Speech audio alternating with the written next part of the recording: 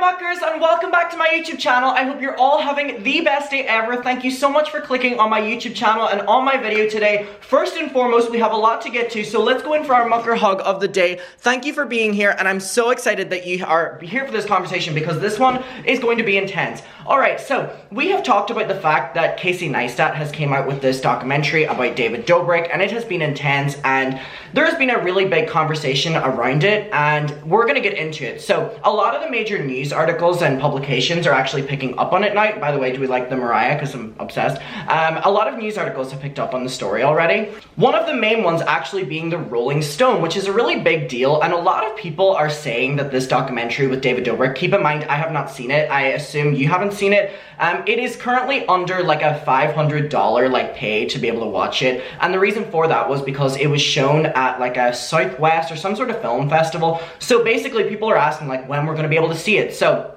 it gets shown at a film festival, and it gets screened, it gets the reviews, it gets the hype. I mean, we're talking about it, everyone's kind of talking about it, even mainstream media now. And then from there, Netflix or Hulu or Amazon or one of these really big publications decide to buy it. And then we will be able to watch it on streaming. Again, I tried to be sneaky and asked Casey for a little link so I could do a review. I was way out of my reach asking for that. However, I did get left on red, so that's the ending of that. So that's not happening. However, we have enough reviews now coming out against it that we can kind of piece together the storyline. And if you didn't see, I posted a video yesterday and the day before where we were reading someone who had actually been there and watched it at the film festival and their take on it. And it was really interesting, and we read a David Dobrik's fan perspective of it and someone who was a H3 fan who doesn't like David. And they were both, you know, vastly different because they have different opinions on David and what the documentary would be about. However, they did have a lot of, you know, similar comparing points. So they were both telling the truth about the documentary, they just had very different feelings. Of course, David Dobrik fans are not happy with this documentary because it kind of set out in 2018 to film David's life and film the influencer dream and what he's been doing and all of the great things that come with being an influencer. And Casey Neistat, who is like an OG YouTuber, was the one making it. And he was following David around, he was, you know, showing all the stunts, showing all the pranks, and then over time it kind of gradually turned into Casey seeing that there were a lot of scandals with David, that he was putting his friend's life in danger with pranks, and just a very different shady side to it that I don't think he planned to see whenever he initially went in for this. So it really has taken a lot of different turns, and I don't know about you, but I'm really excited to watch it because I think anything like behind the curtain whenever it comes to influencers or celebrities I'm really interested in for some reason, and especially talking about this David Dobrik situation with Jeff Wittick and Hannah's story, Hannah speaking up bravely, the Insider article. There are so many things in this documentary that I'm really eager to see how it has been presented. But Rolling Stones, so if you want to see the perspective of people who watched it, like that are fans, that aren't like journalists, you can watch my previous two videos. But we now have an article from the Rolling Stone that we're going to read through, and it literally says this. He set out to capture David Dobrik's stardom. He ended up filming David's collapse. Casey Neistat's new film, Under the Influence, which is a really good title for it actually, which premiered this weekend at SXSW, is not an attempt to redeem the YouTube sensation. And now a lot of people are saying that with this documentary as well, it kind of gives David a redemption arc, and people are kind of pissed off about that, and they're saying like, why would Casey be promoting David in this way where he's showing him off in like a good way? My take on that from not having watched it, and again, I don't really have a strong opinion of Casey Neistat, nor do I really, you know, like, I really don't think I'm being biased here. I mean, I really don't like David Dobrik, so maybe my bias is going to come in here, but whenever people are talking about the fact that this documentary gave a redemption arc to David Dobrik, I think their reasoning for saying that is because at the end, it's alleged that they show David Dobrik going back to filming YouTube videos and his life kind of just went back to normal after all these shady things.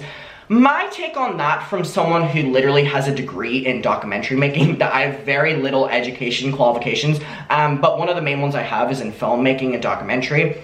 It's known that when you make a documentary, you show what did happen. So what actually did happen in this situation, as disgusting as it is, was David kind of went back to normal. He didn't face repercussions from the Jeff situation to the Dom SA situation. He really did just kind of go back to normal, filming his YouTube videos and trying to get Netflix to give him a show, which is ironic because if Netflix pick up this show, the documentary. It basically means that Netflix rejected David Dobrik to give him his own show, which I think he went on like Discovery Plus then, but they'll be picking up a documentary about him. Again, it's not being said if Netflix will do that, but if it does, it's incredibly like, ooh, against David. So whenever people are saying, and I completely, like, I wish that David didn't have this redemption arc, and it's ridiculous that it's came to this. However, I think that the documentary would have to show, again, I have not seen it, and I'm not being paid to say this, I'm just coming at this from someone who made documentaries. I think they would need to show that at the end of it, you know, David was able to go back to filming videos and didn't face any repercussions, but that's not necessarily a positive thing on the documentary. That's not a positive thing on David. It shows that as a society on the internet, people can be these horrible, dangerous people, and then they can go back to just, you know, doing it as it was before. And I don't think that that's necessarily a positive or a negative thing. I would actually lean towards more negative, that it's literally showing that, look at all these disgusting things David was involved in. He was like this cult leader, and he's able to go back to normal. So I don't think it's giving a redemption arc. I don't think it shows him up in any way that's like, he won. I think it's actually showing that as like a system that people can do all this and go back to normal is disgusting. But anyway, let's go through this article. So I actually paid a Rolling Stone subscription to be able to read this because it's behind a paywall. And it says, most people had a bad 2021, but perhaps no one had a worse year than David Dobrik. At the beginning of last year, the YouTube sensation and head of the crew known as the Vlog Squad was on top of the world and poised to cross over into the mainstream, having lined up countless blue chip brand deals and even a pizza franchise called the Dobriks, with dough spelled D-O-U-G-H. Haha. Funny. In March 2021, however, Insider published a bombshell article accusing him of having facilitated and profited off of SA of an anonymous woman by his then friend and collaborator, Dirty Dom. The article alleged that the woman, who was 20 at the time, was given alcohol by Vlog Squad members, rendering her unable to consent to acts with Dom, and that he SA'd her while Dobrik and other Vlog Squad members listened outside of the door, and they had filmed this. While Dobrik later uploaded the footage onto YouTube, it was then public for people to see. Dirty Dom has denied the allegations, stating that he believed it was consensual. Dobrik denied any knowledge of it being SA, and the video titled, "She Should Not Have Played With Fire," is literally what he titled it, was later removed at the woman's request, though not before it had received millions upon millions of views. Many of Dobrik's sponsors backed out of their deals with him, prompting him to release a widely criticized YouTube apology video, by the way, and he came out with now 3. He had that first one, he had the second one sitting down by like, I wasn't even gonna film right now, and then he had the one that he uploaded like last week. So his first apology video on his second YouTube channel, not his first one, his second YouTube channel. He later posted a more in-depth second apology video. To make matters worse, in April 2021, footage of Vlog Squad member Jeff Wittick getting seriously injured in a stunt involving an excavator leaked online with, I love that people are making fun of how I say excavator still to this day, and I don't know how I said it in one of my videos. I think I said excavator or some bullshit like that. I told you at the start of the video I'm not the most educated. People have not let that go in the comments, and I appreciate it. Thank you for holding me accountable for my dumb ways of speaking. So the excavator leaked online with Dobrik fielding allegations of fostering a dangerous work environment after it was revealed that he was driving the instrument himself and all the equipment. Though Wittick initially said he did not blame Dobrik for the incident, their relationship has since went sour, with Wittick revealing on his podcast this March that their friendship was over and hinted that he planned to sue David Dobrik. Let's just let the courts decide, and you'll have to sign a paper that says, yes, this was a lie and I'm guilty of this and that. And we can go through that route with it, Wittick said on his apology. On his podcast, not apology. So many apologies. Alright, when YouTuber and director Casey Neistat started documenting Dobrik's everyday life 3 years ago, which is still so insane to me that they were making this documentary 3 fucking years ago, he wanted to have a documentary that was called Under the Influence. He had no idea that any of this would unfold. Rather, Casey Neistat tells Rolling Stone that he was interested in how David Dobrik represented a new wave of YouTube stardom, and that the implications of what being a YouTuber actually were. So even the original concept, before the scandals were publicly known, would have been, you know, interesting to the daily, you know, general public who are trying to see what a YouTuber's life is like, especially going from like nothing to the top. At the time, David Dobrik was posting slice-of-life videos featuring his Vlog Squad, soon pivoted then to lavish giveaways and increasing these extreme stunts.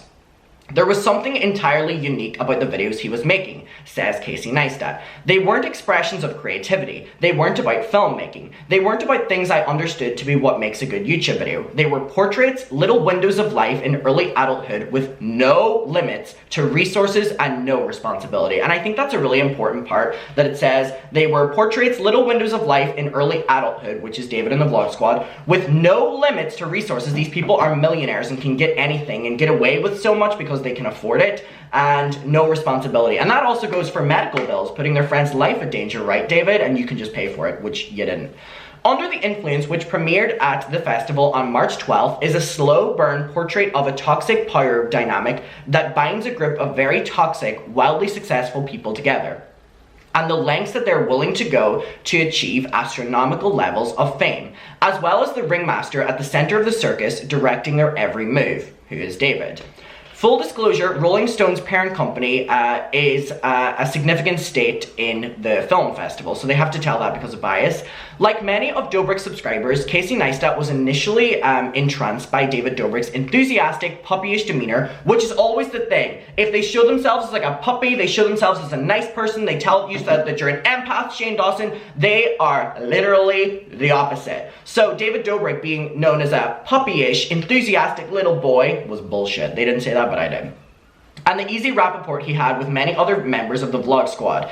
It's understandable to watch his videos and not question the friendships you're seeing, he says. It was only gently scratching the surface that I had realized what was going on. From the very beginning, Casey Neistat says, it was evidence that boundaries were being crossed within the world that David Dobrik had built, resulting in an increasingly dangerous stunts being performed on camera and for it. It's only funny until someone gets hurt. A grinning David Dobrik says on camera during a stunt involving a Vlog Squad member. They have David on the record saying that it's only funny if someone gets hurt. Oh, sorry, it's only funny until someone gets hurt. So basically, even worse than what I just said. So basically, David has said on camera before all these happened that he's willing to go to the extreme of having someone hurt, and then it's not funny. But he's willing to go until that point, and then it's deemed not funny. He literally is on camera saying that he's willing to put people's... Oh my god! Are we not seeing how, like, deranged and scary this person is? A grinning David Dobrik says on camera during a stunt involving a Vlog Squad member. So during a stunt, he says this. Casey says that he started questioning the power dynamics in the group when he asked David during their first sit-down interview whether he and the Vlog Squad were friends or co-workers. I expected him to be offended by the question, he says, but he paused and said when the camera comes on, they know what they're supposed to do. What? He literally is on camera, he is literally on camera saying that these people like basically just like work for him. Is anyone else seeing how like scary and deranged this is? Like these people are literally his puppets. Oh my god. Alright, in one particularly stomach-turning scene that takes place on a private jet, David Dobrik directs members of the Vlog Squad to engage in an increasingly wild yet largely behavioral inappropriate shots of vodka being drizzled into their mouths, etc., until he commands one Vlog Squad member, Corinna Kopf, to take off her shirt and pretend to show her breasts to the others while they applaud.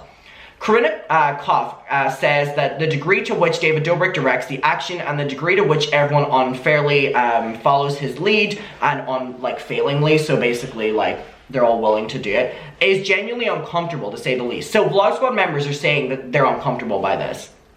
When the insider story came out, closely followed by the details of Wittick's accident emerging, Casey Neistat says David Dobrik was reluctant to appear on camera again for the documentary. I fucking wonder why. I wonder why. Oh my god. They did one final tease interview in which David Dobrik largely takes an unrepentant stance, claiming to have had no idea. So he's now playing stupid. He passes off the blame to others, then acts stupid. Claiming he had no idea what happened between Dom and the alleged victim, and that he did not view the allegations against Dom as being a reflection on him. Because why would he? He would pass it off to any fucking other person. David Dobrik largely assumed this stance assumed it and stood with it in his own interview with Rolling Stone last June, saying he couldn't see how the allegations were connected to him in any way, even though he was the one setting up all these things. He was the one setting it up. He set it up, allowed it to happen, filmed it, listened in the door. It was a big joke to them. But why would he take responsibility for that? He was not aware of what's going on, he says. He also claimed to have cut off contact with Dom after the woman came forward, And it says those social media posts suggest otherwise. He was seen with Dom after the allegations right up until the article came out, so that's bullshit again. Casey Neistat has not spoken to David since the final interview.